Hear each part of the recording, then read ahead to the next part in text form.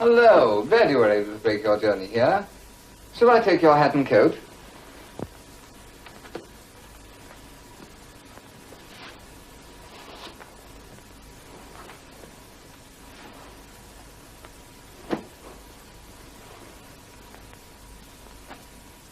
You know everybody here, don't you? Oh, no, of course you don't. Mrs. Lionel Waddell. How are you? Mr. and Mrs. Paxton. How do you do? Oh, and you know Phyllis. And this is Frank Morley. How do you do? Sorry we seem so startled, but we'd just been listening to a ghost story on the radio. Coffee or drink? Brandy, please. And what was the general reaction? Well, they really told it jolly well. Now, ghost stories annoy me intensely. It's so easy for an author to send shivers up your spine without ever having to explain any of it. All he usually does is throw in a thumping coincidence, a ghostly laugh, and that's the end. Well, I don't know. I rather enjoyed it. Well, ghosts always give me the creeps, and I don't mind admitting it. Well, it seems to have given you a thoroughly disquieting half hour by the look of you. It was well acted, yes, and entertaining, but nothing more.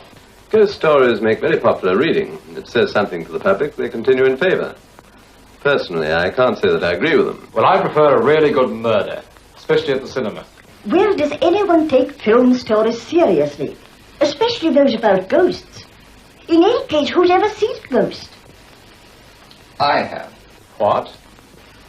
Do you mean to tell us you've really seen a ghost? I do. I wasn't alone. Phyllis saw it too. Not really. Where did it happen, dear? Do tell us. You better ask John about that. Oh, I'm afraid I'm not much of a hand at storytelling. Why don't you ask George? He knows all about it. You tell us then. Where did this remarkable experience occur? Well, come on, my good chap. Out with it. Which house was it? This one. Well, it was in the early spring, and John and Phyllis were house hunting.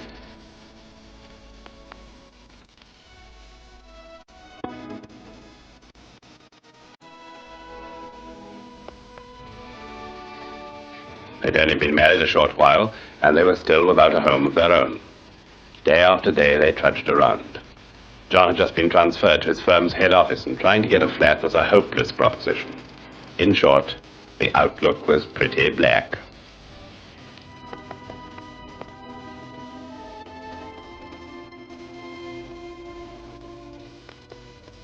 Indeed, they had nearly given up hope, when one day, as they were driving, Phyllis suddenly spotted another house agent.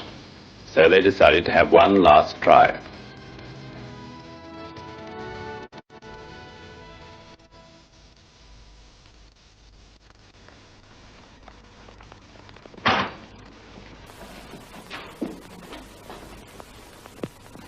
Come in, come in. Good afternoon. Good afternoon. I was wondering whether you might have anything available in the way of... Accommodation? No, sorry. Well, I thought perhaps you might have something. I don't mind what it is, as long as it has 4 walls and a roof. In fact, somewhere to live. Cigarette? No, thanks. Don't smoke. Well, thanks all the same. Just a minute. I think I've got something. No promises, mind, so don't be too hopeful. Really? You think so? Well, just a minute. This is only a suggestion. Have you a car? Outside. All right, come on. No promises, mind. Oh, no, of course not. No.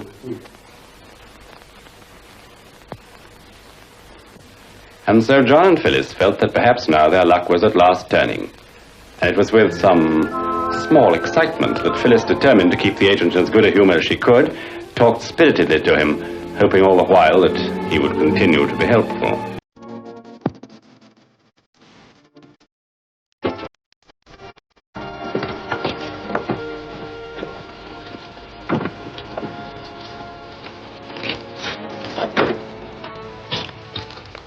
Remember, I told you not to be too hopeful. But...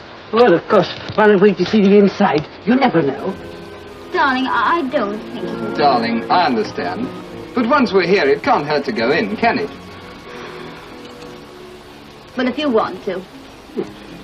It's a bit old, isn't it? As a matter of fact, it is old, but it's very interesting. About 200 years, 17-something. It's been added to and altered from time to time. Let me see, there's something along here somewhere. It's something with a date on. Ah, yes, I remember. It's somewhere along here. Just come along. They knew how to build houses in those days, you know. None of your jerry building. Oh, look. Oh, here we are. Oh, dear. It seems to be covered up.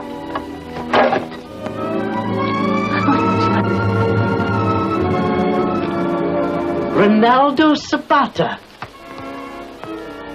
1776, 1827. Isn't that interesting? Now, shall we see inside the house? Yes. Oh, yes.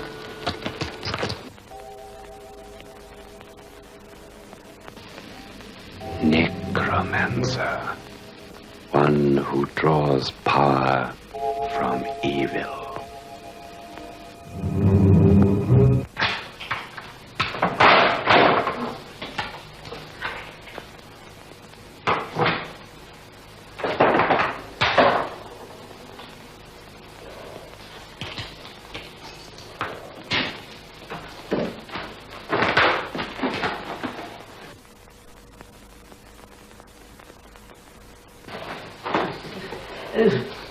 Well, here we have the main hall. And over here we have... Do you mind? I feel I'll be getting back. Perhaps you'd like to look around yourselves. You can drop the keys in any time you like in the morning. I can get a bus at the bottom of the road here. You don't mind, do you? Good day.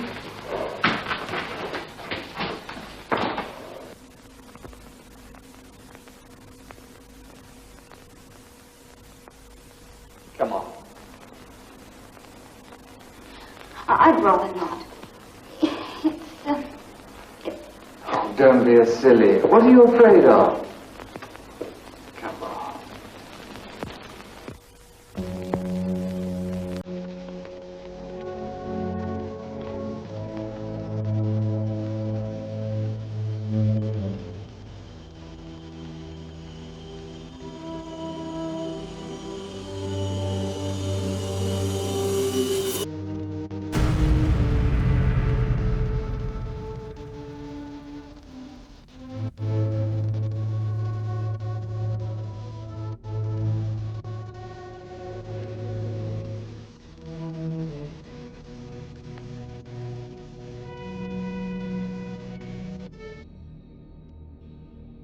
Darling.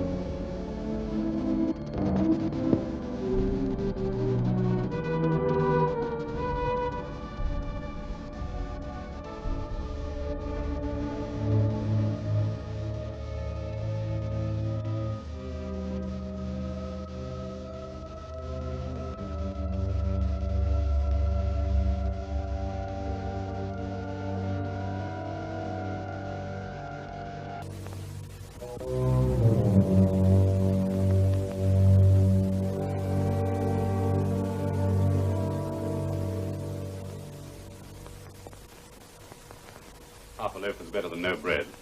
And John quickly pointed out to Phyllis the possibilities of the place, and with his usual inventiveness, had adapted a part of the house for their needs.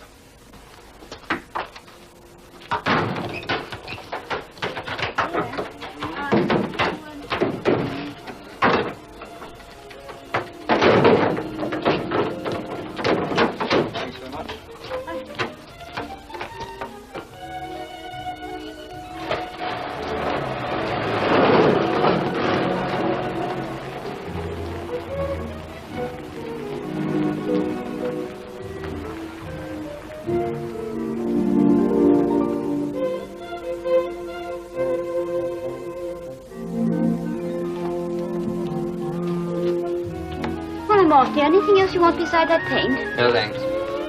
Oh, yes. Would you call in at the station and see if those plants have arrived? Right, dear. Darling. Hmm? Kiss, please.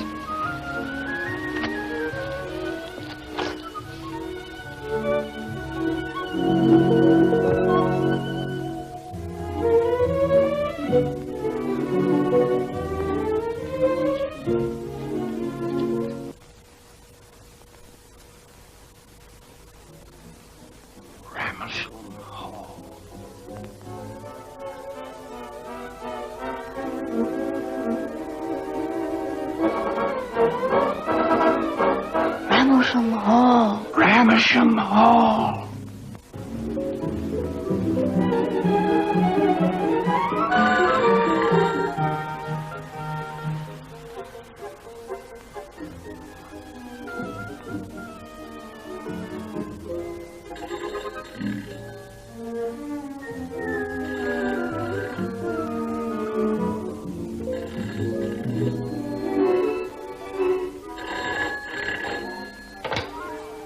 Hello? Hello?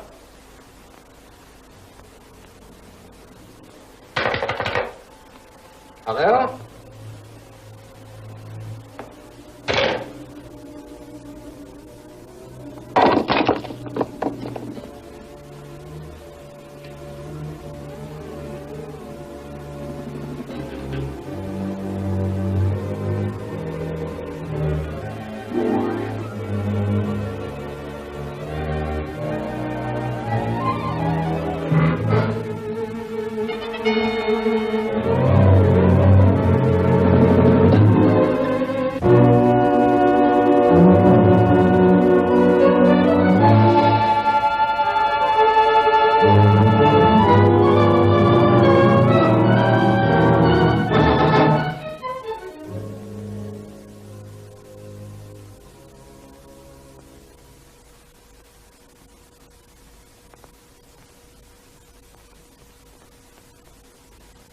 Yes, it might have been this. Or was it? And if it wasn't this, what was it? Well, go on, then. All in good time, Mr. Morley. The shadows were gathering fast, and dark clouds scudded across the night sky as Phyllis walked homewards.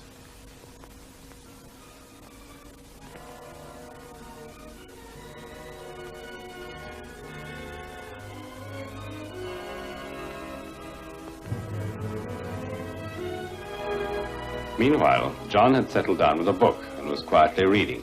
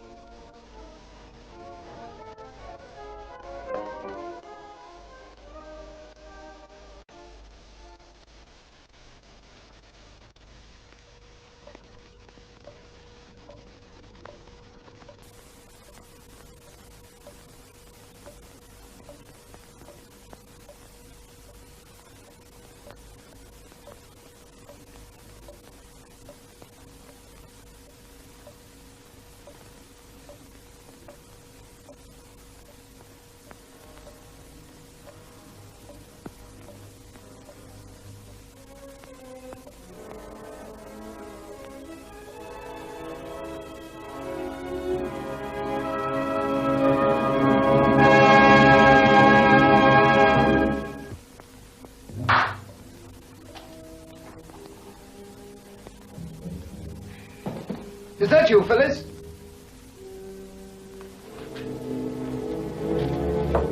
Phyllis!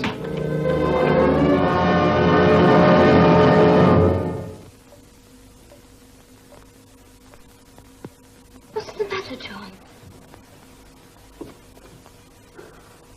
Oh, you're as cold as ice. What's the matter, darling? It is you, darling, isn't it? Of course it's me. Thank heaven. What is it? You look as if you've seen a ghost. I thought I had.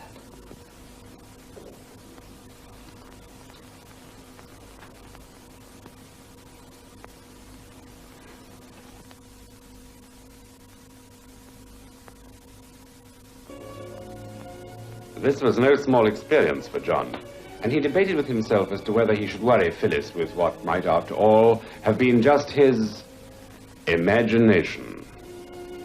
Yes, that was it. Imagination. Well, imagination or not, he decided to say nothing about it. So, later that night...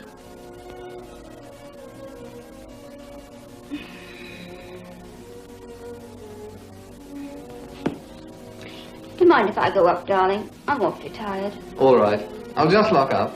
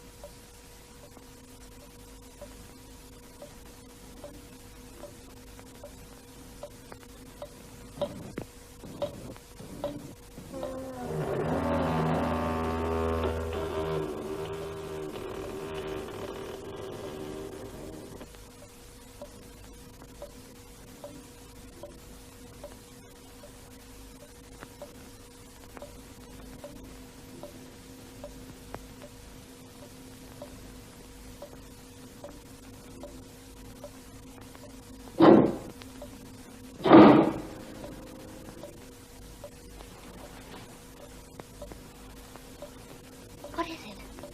I don't know. I'm going to find out. Wait for me. You stay in bed. I'll be all right.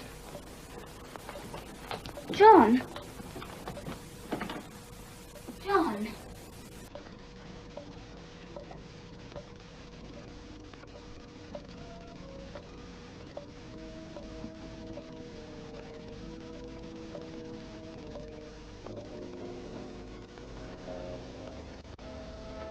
No, darling.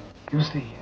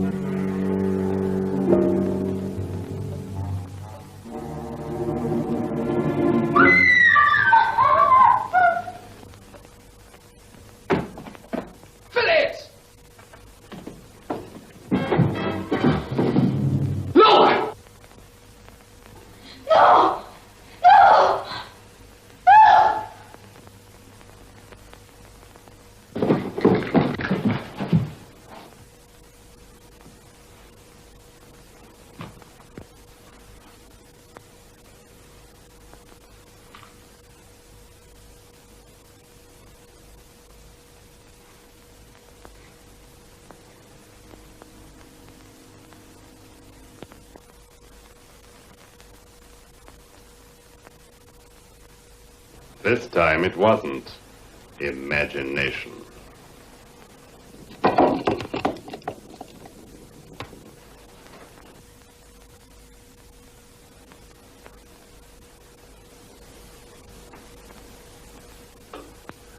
This time both had seen and heard. This time John had nothing to hide from his wife.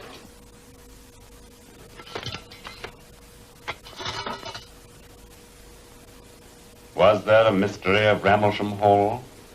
What dark secrets were locked up within those walls? And with the dawn of a new day, the shadows of that night became less of a reality.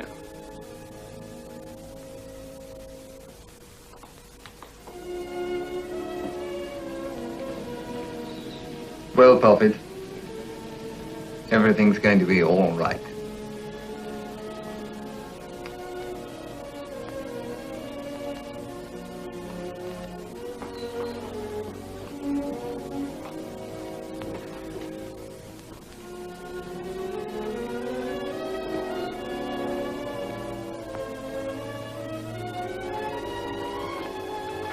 Ready, darling? Right with you.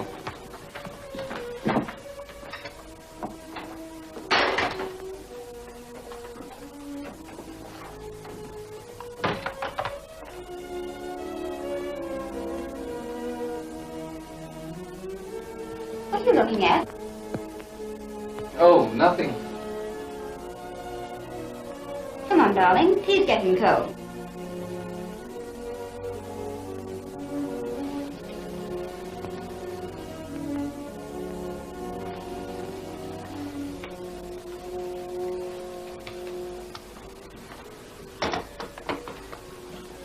I got your 2 cases out and my large brown leather one.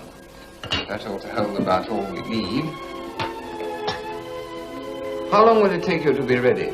Well, I'll have to wash up these things, stop the milk, and fold the bacon. No, darling, you can do all that from the hotel.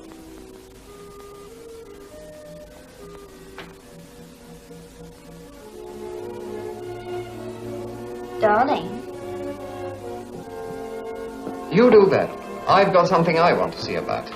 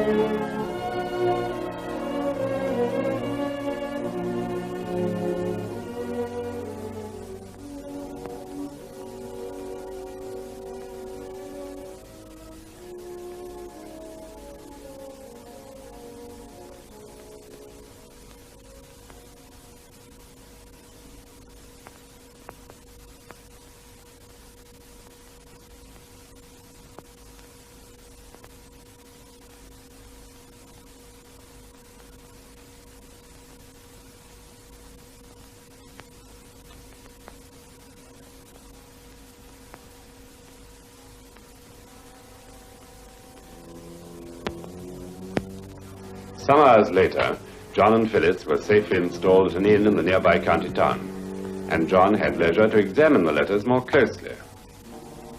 They appeared to be love letters written by a man to a woman called Mariana. Letters that told of an illicit intrigue of many years past. from odd phrases and allusions, John gathered that the writer was a seaman.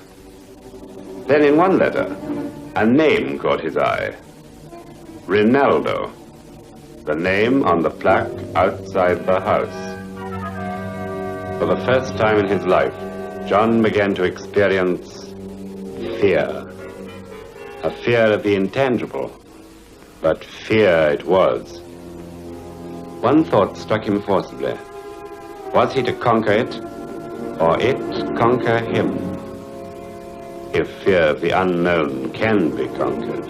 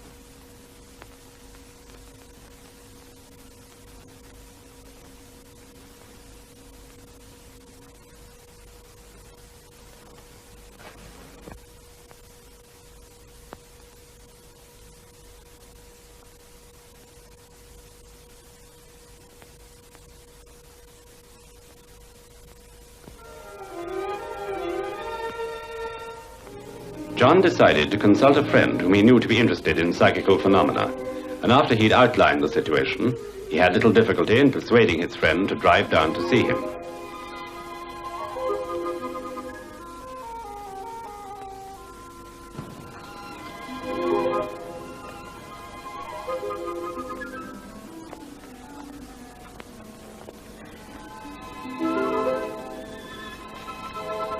I thought it would be more pleasant to have coffee out here, dear. Yes. Cold? No, darling. Actually, it's quite warm. But I suddenly went all cold. It's past now.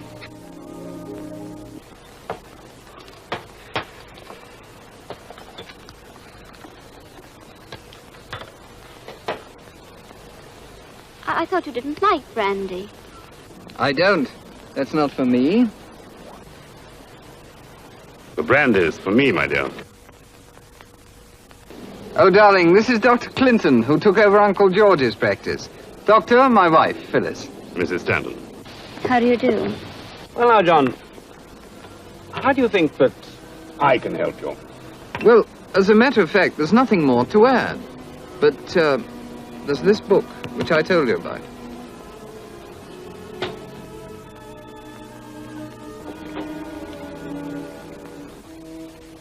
Now, I'm perfectly satisfied that these manifestations were not, in fact, imagination.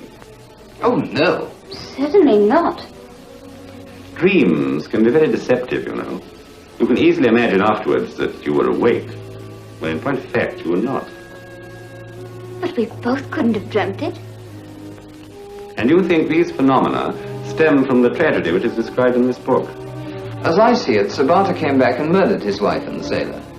And murdered them both? Yes. But then why wasn't the body of the sailor ever found, John? Well, Sabata must have buried it near the house. Or in the house? That's right. All the time I was there, I was conscious of a force, as if a tremendous will were at work. A will more powerful, more ruthless than anything I've ever known. I want to know. Well, we shan't get much further sitting here, shall we?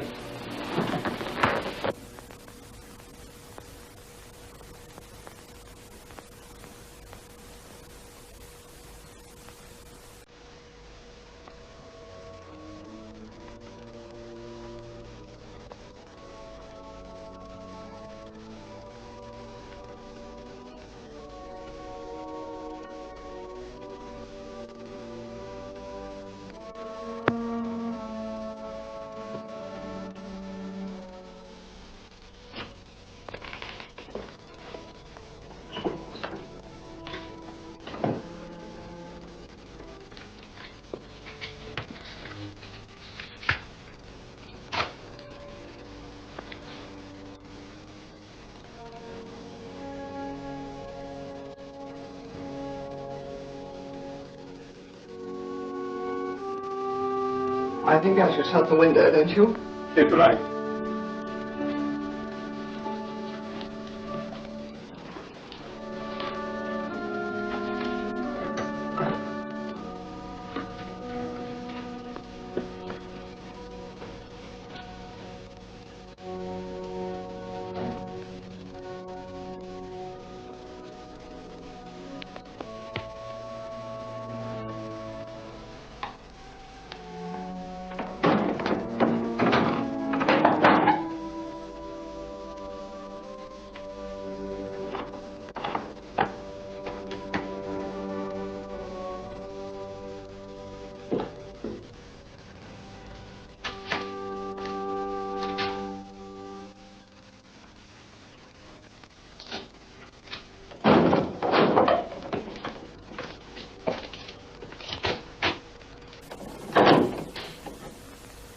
What are you doing?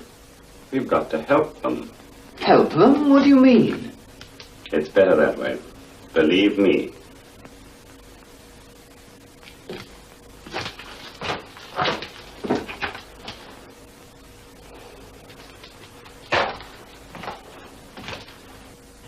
What's in here? I don't know. An old lumber room, I imagine. It was locked when we came.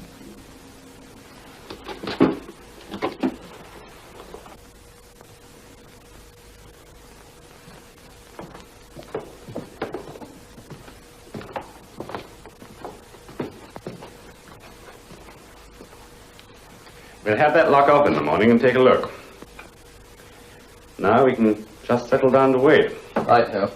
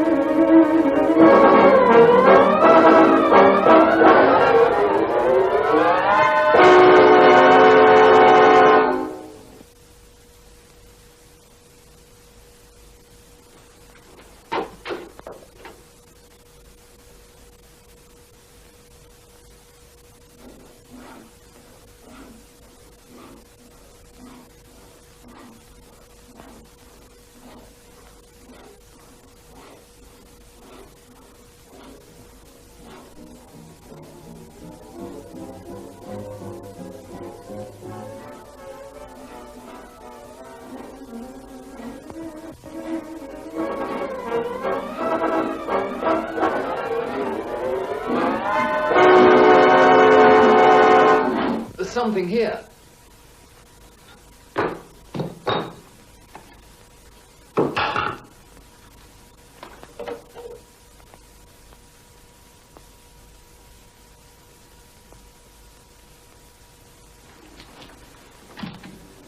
Seaweed. And it's still wet. Yes, it's still wet. But how did it get here? The nearest sea is over 70 miles away. Ronaldo's wife died because she loved a sailor. Remember?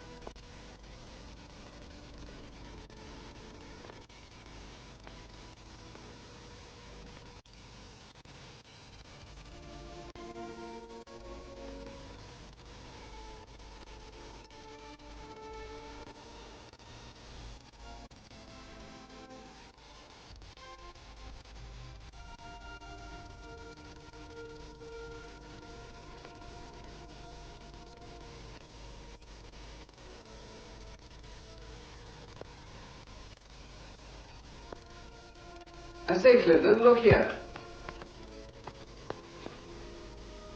What is it?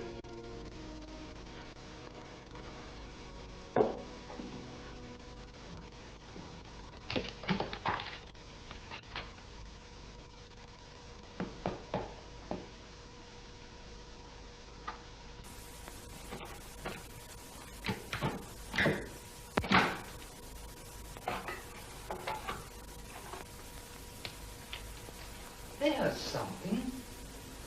It's a sort of crystal saucer with a needle like a compass floating about in it.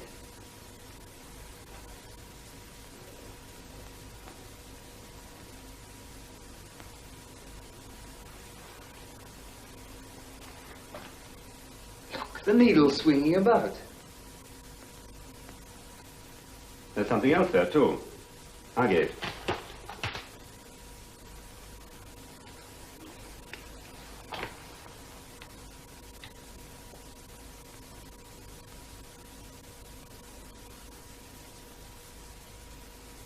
Look, why is it doing this?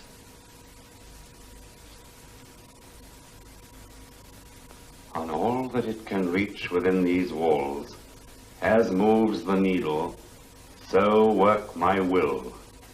Accursed be this house, and restless be the dwellers therein.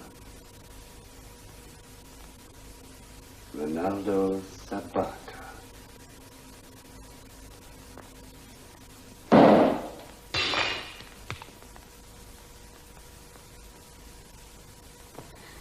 Phyllis! Oh, John. I was worried. I had to come. What's happened? A lot. We've just found this.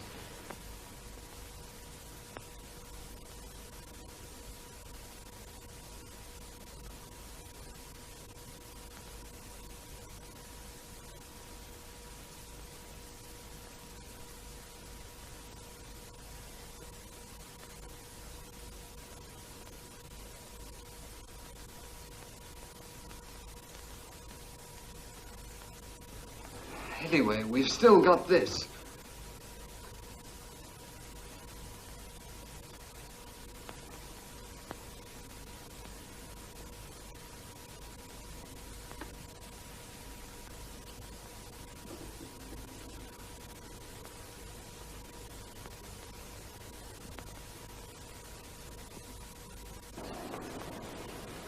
And what do you think of that, Mr. Morley? I must admit you told the story most convincingly, Clinton. There were moments when you had me almost half believing. But you still remain a skeptic, eh? My dear chap, you don't really suppose me to be so gullible as to believe a story like that, do you? Told you it was a true story, Morley. But John still has the book, hasn't he? That is what's called a dramatic license. I suppose we should be told that ever since the breaking of the saucer, the hauntings have stopped. Well, as a matter of fact, they have. Just as I thought. Very convenient get out. He's got you there, you know. Difficult to know what to think, isn't it, Mother? How do you account for this? Yes. There's the little book. And the curse in it, just as we found it. On all that it can reach within these walls, as moves the needle, so work my will. Accursed be this house, and restless be the dwellers therein. Ronaldo Sabata.